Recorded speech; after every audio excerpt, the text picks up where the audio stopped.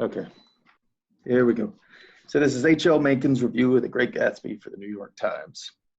All right, Scott Fitzgerald's new novel, The Great Gatsby, is in form no more than a glorified anecdote, and not too probable at that. So he starts off with a nice insult as his first line. That's fun.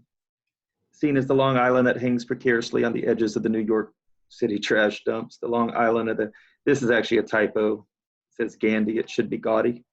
Gaudy villas and bawdy house parties. The theme is one of an old romantic prosperous love, the ancient fidelis ad urnum, which I believe means loyal to death. But you don't even really need that. On this exam, you could look it up if you wanted, I guess. Reduced to a macabre humor. The principal personage is a bounder, typical of those parts, a fellow who seems to know everyone and yet remains unknown to all. So kind of dealing with the mystery, almost making fun of it. A young man with a great deal of mysterious money that tastes of a movie actor, and under it all, the simple sentimentality of a somewhat sclerotic fat woman. Again, just insulting. The language he's using is very dismissive and seems to be equating this to almost a soap opera. All right, this clown Fitzgerald rushes to his death in 9 short chapters. That's weird because you have to, for a moment, you get confused whether he's calling Fitzgerald a clown or Gatsby. I take it it's Gatsby because he didn't put a comma here, and Gatsby's the one who dies. But what it does, this is me overanalyzing, this clown Fitzgerald, it makes me subconsciously think of Fitzgerald as a clown, not just Gatsby. Is he doing that on purpose? Maybe, I don't know. All right, the other performers in the Totentons are of a like or even worse quality. Totentons is like a German death dance, like a traditional thing. The important thing is that it ends with everybody dying.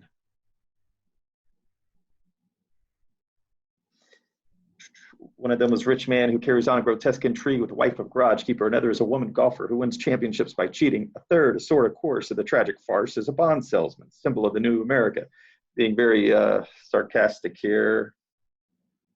The language here is super fast, the way he structured these sentences. Another is, these are all like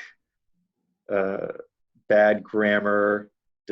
It just adds to that dismissive quality he's giving this book. He's not writing in a way that he would normally write. He's writing in a way that shows that he doesn't care. You normally he wouldn't structure sentences this way. It's just it's not very professional. This is fun. Fitzgerald clears them all off at last by a triple butchery. Good diction. The garage keeper's wife, rushing out upon the road to escape her husband's third degree, is run down and killed by the wife of her lover. The garage keeper, misled by the lover, kills the lover of the lover's wife. This purpose repetition of the word lover is meant to confuse. It's just confusing us on purpose. The Great Gatsby himself, another bullet, and the garage keeper is also reduced to awful. Charagas fades away. This is a reference to classic Greek theater. This is the chorus. The job of the chorus was kind of to educate the audience, often fill them in on background type stuff. I think what it means by fades away is after the big scene. The crooked lady golfer departs. The lover of the garage keeper's wife goes back to his own consort. The immense house of the Great Gatsby stands idle. Its bedrooms given over to the bat and the owl. Some funny kind of mock goth imagery here. Just making fun of it. Its cocktail shaker's dry. The curtain lurches down. Okay. This story is obviously unimportant. And though, as I shall show, okay, we've already got, this is big. All of the language he uses here is just fun. He's just making fun of it. And then there's a big shift in his tone. So we put tone shift. The story is obviously unimportant, and though, as I shall show, it has its place in Fitzgerald canon, it is certainly not to be put on the same shelf with, say, The Side of Paradise. That's Fitzgerald's first book. What ails it fundamentally is the plain fact that it is simply a story. Fitzgerald seems to be far more interested in maintaining its suspense than it is getting under the skins of its people. So shallow characters. That's what he's getting at here. Am I off the essay? It's not that they are false, it's that they are taken too much for granted. Only Gatsby himself genuinely lives and breathes. So, okay. An exception. The rest are mere marionettes or puppets. Often astonishingly lifelike, but nevertheless not quite alive. So they never quite become full-fledged characters. All right. Do you guys see anything interesting in this first chunk? What do you mean by like dismissive language, like when you wrote of that? Okay, let's see where it begins here. His new novel, The Great Gatsby, is in form no more than a glorified anecdote. That's insulting, right? Mm-hmm. And not too probable at that. So we know what his attitude overall about the book is going to be already. He's not a big fan. He makes fun of the people of New York on how this is very much a soap opera,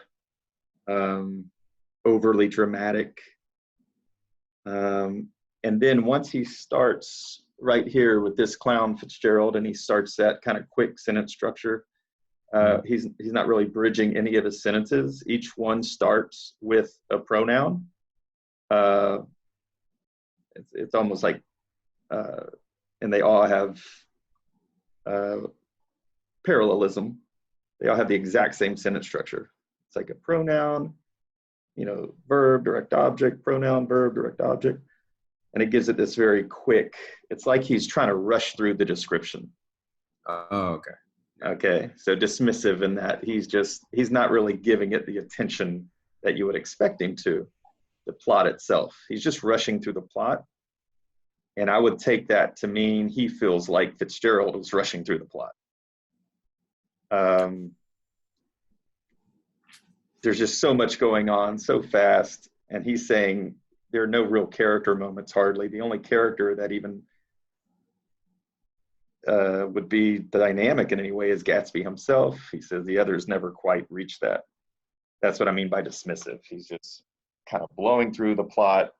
You could tell it's something he doesn't care about. He's making fun of it the whole time by being so quick and dismissive. But then once he hits the tone shift, his style of writing changes. He slows down, and then he starts sounding more professional. This story is obviously unimportant, and though, as I shall show you, it has its place in the Fitzgerald canon, it's a whole different author here almost, okay? So we know this is satire. We know that he's having fun at Fitzgerald's expense at the top half. And here he's gonna kind of sit down and get a little more serious and do a proper review. So there's clearly a shift in his demeanor. So he does point out that Fitzgerald is himself, or I'm sorry, Gatsby himself, he's got me doing it now, confusing the two. Gatsby himself is a decent character, the others not so much. And then he goes on to say what is good about it. What gives the story distinction is something quite different from the management of the action or the handling of the characters. It is the charm and beauty of the writing. I'm on the very bottom here. So this is positive, very complimentary. The charm and beauty of the writing itself. In Fitzgerald's first days, it seemed almost unimaginable that he would ever show such qualities. So he had a rough start, according to Mencken. He wasn't a good writer early on. His writing then was extraordinary slipshod, at times almost illiterate. He seemed to be devoid of any feeling for the color and savor of words. He could see people clearly, and he could devise capital situations. That's referring to plot. But as writer, I don't even know that one, to look it up. Writer, he was apparently little more than a bright college boy. The critics of the Republic were not slow to discern the fact. They praised The Side of Paradise as a story, as a social document. They were almost unanimously in denouncing it as a piece of writing. So what this says is that early on he was known for good plot, good characters, and then poorly written. To like summarize his and apparently other critics, he's alluding to The Republic as a newspaper that criticized him early on, I guess. All right, so this whole second chunk here was a whole different tone. Let's see what happens in the end here. It is vastly to Fitzgerald's credit that he appears to have taken their caveats seriously and pondered them to good effect. So he took their advice. He worked on his writing itself. In The Great Gatsby, highly agreeable fruits of that pondering are visible. The story, for all its basic triviality, has a fine texture, a careful and brilliant finish. So there's some compliment here for the new book. The obvious phrase is simply not in it. The sentences roll along smoothly, sparkling, variously. There is evidence in every line of hard and intelligent effort. It is a quite new Fitzgerald who emerges from this little book. The qualities that he shows are dignified and solid.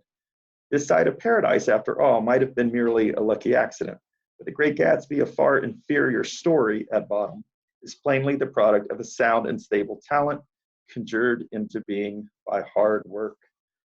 Okay, so he's saying I can see him improving. I can see his effort.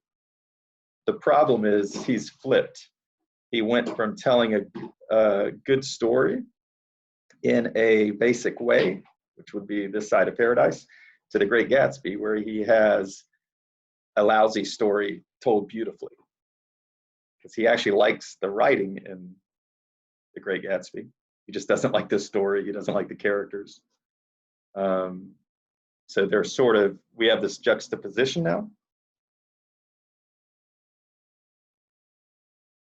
From This Side of Paradise to Gatsby, which here has good writing,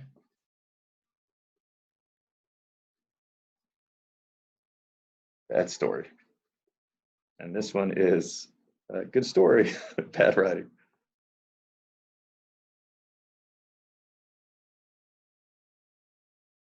Okay, and here, all the way through the end, it's that same professional tone.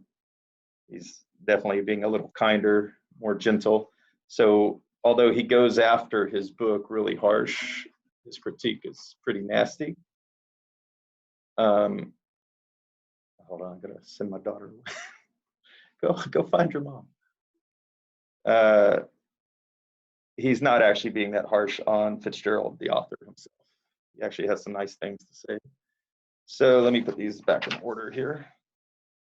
Okay, so we have a little intro piece, and then this is just satiric. It's almost like a joke. It's not like a real serious review.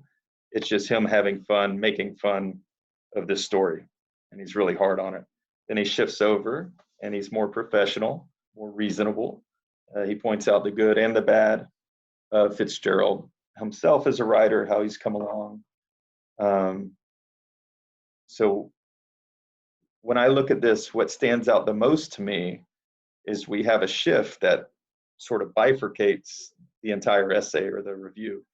We have the funny, haha, let's make fun of the book, and then we have the more serious, let's actually talk about the author. If I'm going to write a rhetorical analysis essay, that's exactly the kind of structural thing I'm looking for. He's got two very clear parts to his review. One of them is to get the audience laughing along with him and agreeing, oh yeah, this sounds terrible. But then he wants to come back and say, hold on now, we still have some hope for Fitzgerald. And it's kind of implied that because we know he can he can find a good story, create good characters, we also know that he can write it out well. What Mencken hasn't seen is those two things coming together. So in a sense, if I were going to write a conclusion, I would probably talk about his implied hope, because he's holding out hope for Fitzgerald. He has shown improvement. He has shown that he can do both things. He just hasn't done them both in the same work. So I think I would take this idea that Mencken is hopeful that Fitzgerald can be the great American writer. We just haven't seen that book yet. And that's probably what I would use to conclude. And the cool thing about a conclusion is you don't necessarily have to prove it. It's not like a body paragraph where you have to provide a bunch of evidence. As long as you think your audience would go along with you and entertain it, you could go with it. So I would have my buckets. I would break buckets into the two parts and just discuss them. So the first part is this satirical.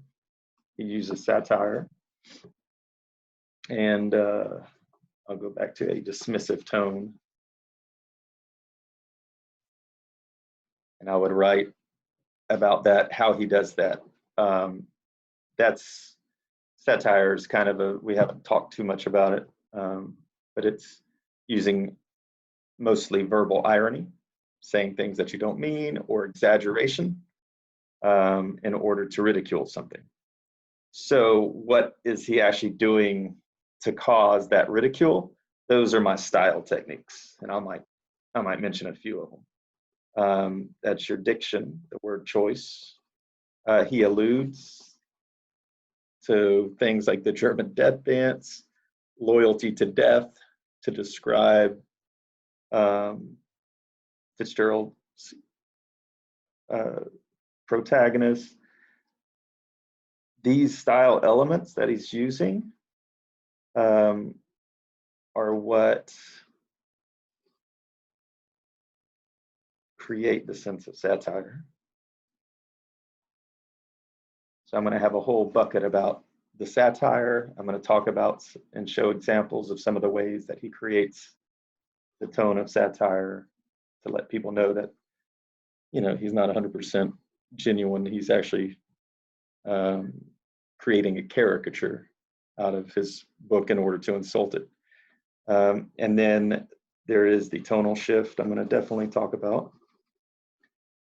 And I'm going to talk about how his sentence structure changes. He goes into more long, flowing, eloquent sentences that show his education, that he is a serious writer and reviewer. He compliments the author, which sort of, now that he's got his audience kind of laughing at Fitzgerald, he wants to make sure that they realize he still has merit. Don't completely dismiss Fitzgerald. He could still put out that next book and it could be something amazing. And I would also want to talk about the way he juxtaposes this side of paradise with The Great Gatsby. Mr. White, overall, how much time would you say we should spend on planning and reading and analyzing it versus actually writing the essay? Because we don't have a whole lot of time. No, you don't. Okay, what I would do is definitely, as you read the essay, mark it up. So if you're doing it online, I would print it out physically. This is me personally, just because I can't annotate online very fast. And I have programs to do it, but it's slow and clunky. For me, I have to have a pencil. I have to, as I'm reading, just be able to write all over the place. I was getting kind of frustrated just the way that my margins are so thin here that I don't have much room to scribble on the text itself. I like to write as I read. And then what you're doing is, both consciously and subconsciously, as you're doing that, you are sort of beginning to plan your essay as you're discovering these things, right? You've got the wheels turning in the back of your head, and your subconscious at least. So even though I'm still reading it and going through it in the background, because I'm annotating, I'm pointing out things to myself, I'm starting to form a bit of a plan. By the time I finish reading, I've already got some idea. I might still have to stop and actively think about what I have and what I can do with it. But as long as I annotate as I'm reading, that process has already begun. subconsciously, and I'm going to be a lot quicker with it. If I just read through and then try to say, okay, what's going on, and then go and label things, it's going to double, if not triple the time that it takes me to plan. Once I read through it all, if I've annotated, I probably would give myself at the most 5 minutes if I were gonna like really plan out my buckets. Any more than 5 minutes and you're getting into trouble. I would shoot hopefully for 2 minutes. So I'd say if you read, you annotate, give yourself between 2 and 5 minutes. Usually I can do it in 2 because I've kind of already got an idea as I'm reading, at least most of it. And then, and I'm kind of cheating here, I'll be honest, because I've read this piece before. Most of the pieces that the AP exam throws at you, I've read because I've been teaching for a while. But even with something brand new, it'll definitely speed things up. So 2 to 5 minutes. If you go over 5 minutes, you're going to fall into run into problems because unlike normal AP exams, where if you need a little more time on one essay, it just comes off of the others. This one is just one essay, so you only have that time. They're giving you 35. They're giving you, shoot, I just blanked on it. I just looked at it yesterday again. You have 40 minutes to write the essay. I think they gave you another 5 minutes to upload. Just extra time for technology, basically. So maybe 45 minutes total. Let's say we're not cutting into the upload time. You can write the essay in 35 minutes. It's going to be rushed. You're going to be going fast. It's not going to be perfect, but you definitely are going to have to watch the time on this one. You're going to need a clock in front of you pretty much. So if you've been writing, and maybe I got into my first bucket, maybe I'm talking about the satire, the aspects of it. I want to know when the halfway point is, so I'll know, okay, I should be kind of shifting over. Now, it might not be exactly halfway because that included, maybe a 15-minute mark or something. So that gives me a little bit of time to read, to annotate, to plan. And then once I actually start writing the essay, I want something to remind me at about 15 minutes that I need to switch over and do my second bucket. And my conclusion. So you're definitely going to have to track all of that. If I'm writing this out and I have a really good first bucket that's going into depth and detail, I'm digging deep with it, pointing out some good stuff, it's better to have that and then end up rushing through the second one a little bit than it is to have a balanced essay that never goes deep, where you're just kind of skimming the surface, going through the mechanics of an essay without really digging in and pointing out interesting things. So in this case, with a test like this, it might not be perfectly balanced. You might end up spending more time on the first bucket and then kind of realizing you got to hurry up and finish the second one. I would say that's okay, because what they're doing is holistically, they're evaluating what you've learned and what you've demonstrated. And if you can demonstrate that, wow, you really can dig in and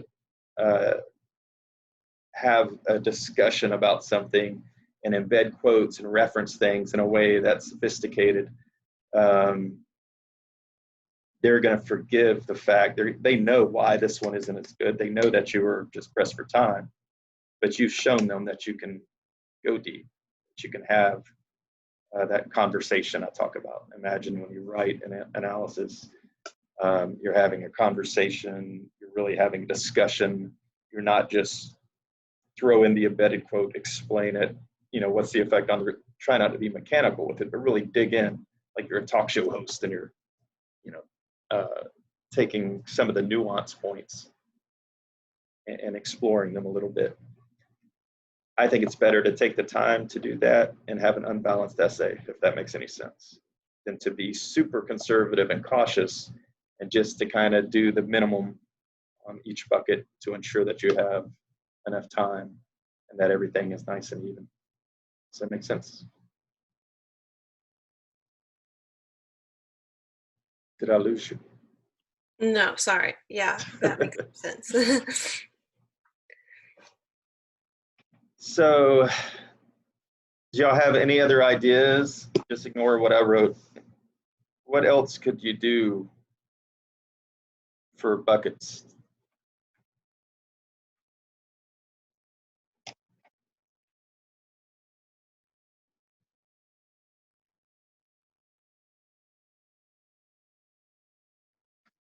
Any ideas?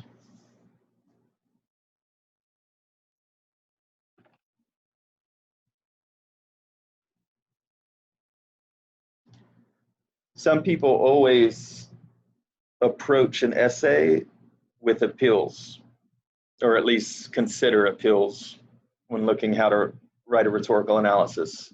Are there appeals in this that stand out more than others? What is he mainly doing with this? Is he using emotion? Is he using logic? Is he using credibility? Do any of those stand out enough to warrant basing the essay around his use of appeals?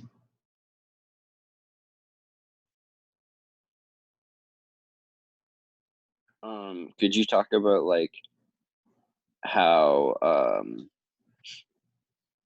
like his diction in the second half ties into like the ethos appeal How by making him sound like more credible, since he's using all of this like fancy language? Yeah, which is true. If I were going to discuss that, I'd probably discuss it after my first bucket. I'm going to talk about a shift, and then my whole second bucket is going to be about how the language shifts. So in that bucket, that would be a great place to talk about his change in diction. And you could even, and I mentioned the sentence structure, like over the sentences get longer, more eloquent. He stops using that harsh, brash language and sounds much more mature and scholarly. So absolutely. I mean, that definitely feeds into his credibility as an author.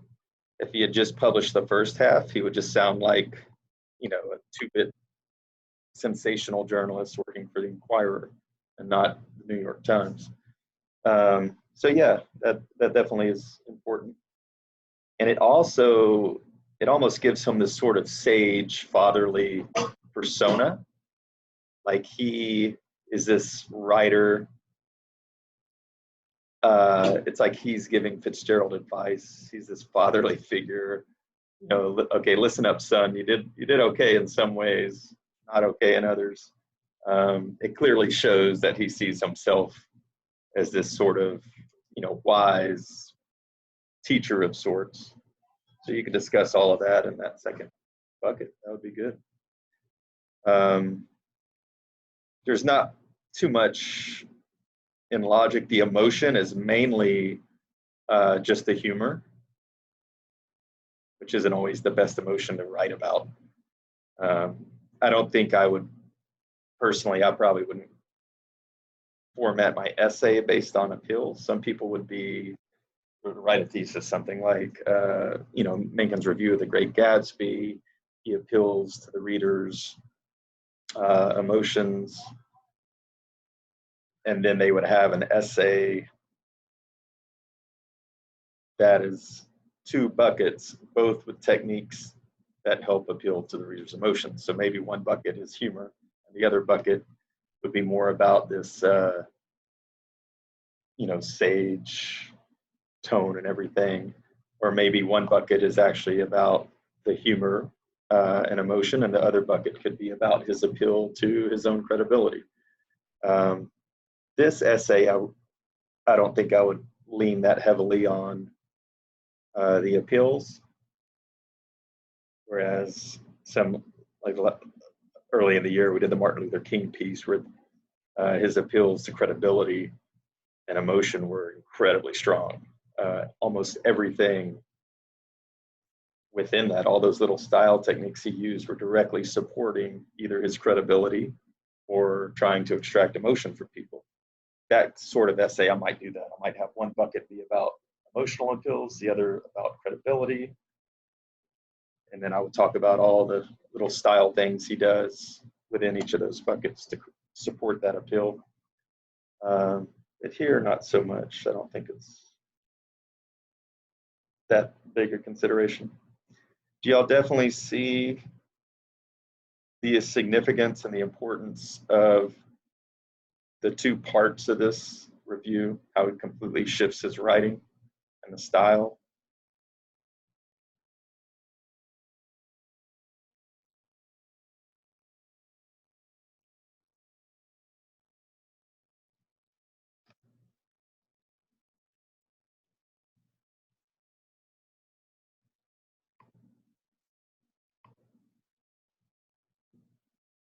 Are we there? Yes. Sorry. Yeah. All right. I think the most important thing with this one is seeing that you have two very different tones and everything at work here.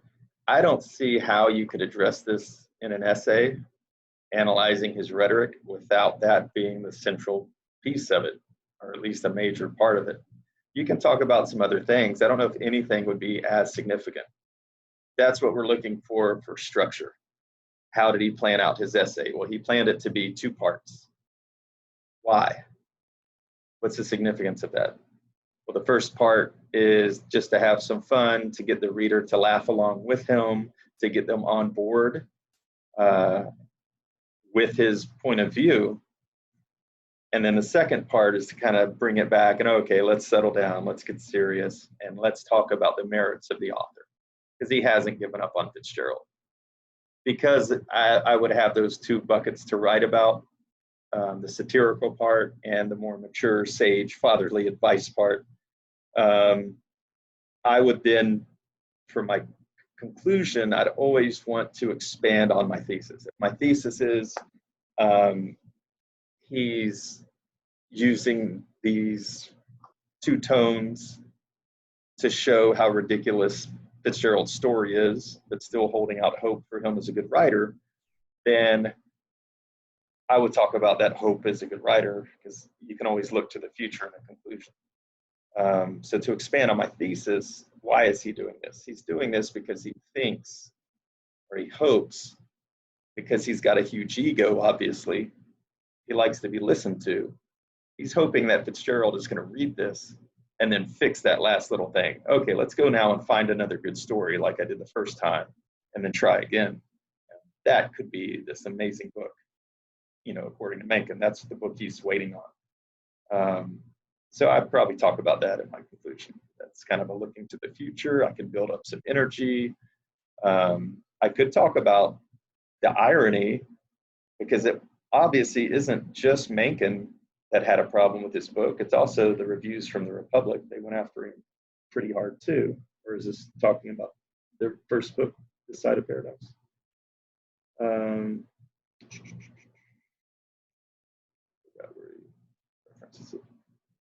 But it is ironic for us now to look back and see somebody trashing a book that has become such a classic. So you could talk about that. You could talk about how history has proven Mencken to be wrong. Your conclusion, you have a lot of leeway. There's a lot you can do. Do you have any? Sorry, go ahead. So since there isn't really much like background information for like this type of like reading, how do we still like show that we understand like the rhetorical situation? You would probably need a little bit more. I just pulled this excerpt because I know that you had just read The Great Gatsby. This was an actual AP exam, I believe, and when they did provide a little bit more, a little sentence or two setting it up. I didn't give you that much because I knew we had just read it as a class. I knew that you had, some background knowledge of it. But you would get more than that on an AP exam. But if not, the things that you really have to look at what if you hadn't even read The Great Gatsby? It'd be a lot tougher to get through this. If you don't know who Mencken is, you've never read The Great Gatsby, you know what the New York Times is. The important thing here would probably be the date. Hopefully, just from pop culture, you know that The Great Gatsby is both written in and takes place in the 1920s. The date, May 3rd, 1925, at the very end, it says this excerpt originally appeared in the Chicago Sunday Tribune on May 3rd, 1925. You would at least know that this was written soon after the book was published. You would know that The Great Gatsby is a famous American novel. So you'd still be able to get a lot of that. As far as the little plot points, you would only have what Mencken tells you. You wouldn't have your own knowledge of the story and what he's getting at. But you have to be careful with rhetorical analysis. Your opinion doesn't matter. You're only really there to analyze the author's use of rhetoric. And you can mention like what you feel is effective or not effective, but that's about as far as your opinion goes. You don't get to talk about how you like the book or, you know, all that personal stuff. Doesn't belong in rhetorical analysis. You're supposed to be like super professional analyzing somebody else's work. For instance, if you had to analyze the work of a politician that you hated, people shouldn't be able to tell that you hate the politician by your rhetorical analysis of their speech. You're just focusing on their use of language and their purpose. Personal opinions, a lot of that stuff kind of trips you up, kind of gets in the way. But you would get a little bit more background information than this.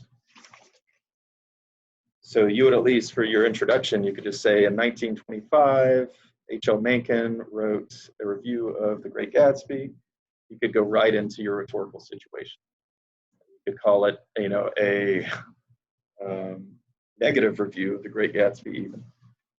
And then you would end that with your thesis. Mention a couple of the big techniques he uses and what his purpose is.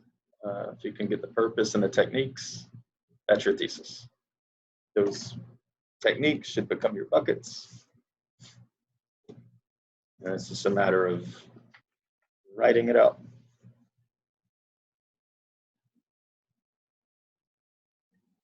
The best thing to do, I think, to get ready for the AP exam is to be able to read an essay, annotate it, and then take that 2 minutes I talked about where you plan. So read, annotate, and then sit down, give yourself a 2-minute timer the moment you stop reading to plan out an essay. If you can do that, you can get that within those 2 minutes, you'll be fine. If you end up staring at that page for too long or just kind of fumbling around or panicking over how to structure it, how to organize it, you're going to eat up your time, which is only going to make your anxiety worse. I think the most critical skill you can have is that 2-minute planning. It doesn't matter if you don't remember terms. It doesn't matter if you didn't memorize the 5 canons of rhetoric. What matters is that you understand what structure is versus style, and you look for big structural things to start with. And then if you can, as far as a skill goes, if you can read, annotate, and plan an essay, just break out what your buckets are going to be. Within a couple of minutes, you'll be fine. Because once you actually take that little outline you've sketched on the side and you start writing it out, you're going to fall into it. All the things we've been doing all year, your ability to, you know, take those fundamental pieces like the technique and wrap it with an embedded quote and explain it and what's happening with it. That's all pretty much innate at this point. You guys have that. You're everybody in that class can write a rhetorical analysis essay. And I think once you actually start the writing part, that's going to flow. It's going to kick in. You'll be fine. From then, you're just looking at the clock and making sure that you know when to switch over. Make sure you get your other bucket in. Okay, I'm running out of time. Oh, I'm going to do a 2-sentence conclusion. Okay, fine. That's what you got. But I think that's what seems to hang people up is not knowing how to plan the essay quickly. So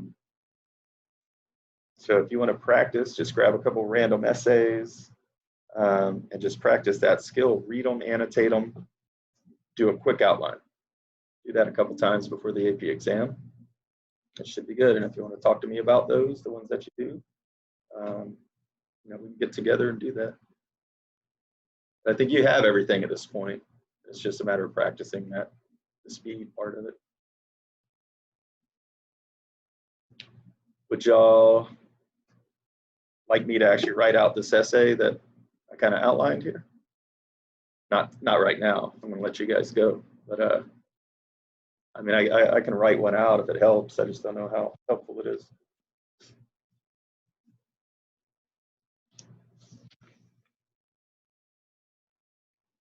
Or would y'all like to see more examples with different essays? What would help you guys up? I think seeing like a written essay is helpful. Okay.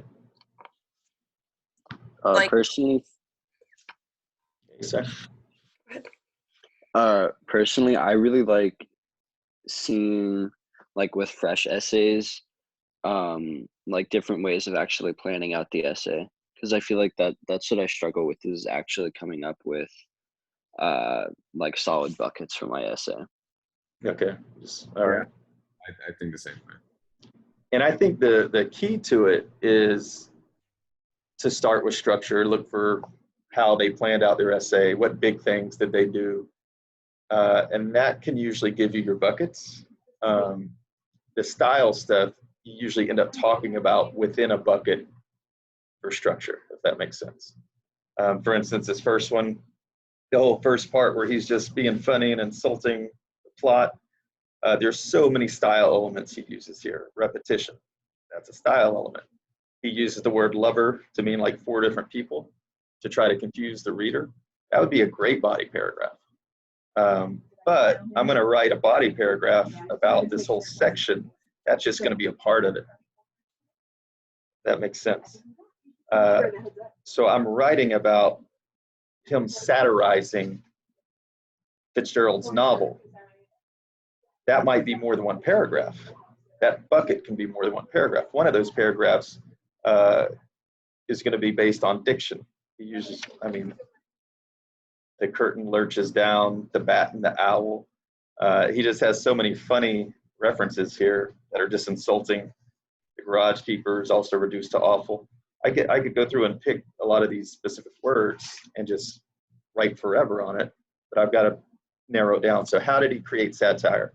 I'd say through his diction and his sentence structure, this parallel structure where he's using pronouns to lead each sentence, which is traditionally not a professional way to write a sentence, gives it that dismissive tone. So I'm going to pick 2 things he does to create that dismissiveness, to create that satire. I'll write a paragraph about each of those, analytical paragraph. That 2 paragraphs will make up my bucket. It'll show the satire side. Then I need another bucket. Well, perfect, because he shifts tone and has a whole different style for the second half of the essay. How does he do that? What style elements does he rely on to create that? He uses long, eloquent, complex sentence structure. That could be one. So I'm going to embed a few quotes. I'm going to discuss it. I'm going to compare his use of these to the previous style. And then the other thing he does is he uses juxtaposition. He compares this side of paradise to the Great Gatsby quite a bit in that second half to show the difference between a bad plot and good writing and how each one is the mirror of the other. So I'm going to use that as a paragraph within that second bucket too. So I've got style in the paragraphs that are really based on structure. It's not like we're ignoring style. It's just we're not basing our essay on style. I'm not going to say Mencken uses diction and repetition in my thesis. I'm going to say Mencken uses satire and juxtaposition, because that's a pretty big one. But I'm mainly going to draw attention to the fact that his review is two very different pieces of writing. He has two sections. Those sections become my buckets. So it's all going to be in there. I'll try to write this out just so you'll see what I'm talking about. And then I'll post, Simon, if you want, I'll throw a couple essays together where I just go through an essay, I annotate, I plan it out. So you can kind of just see it with new essays.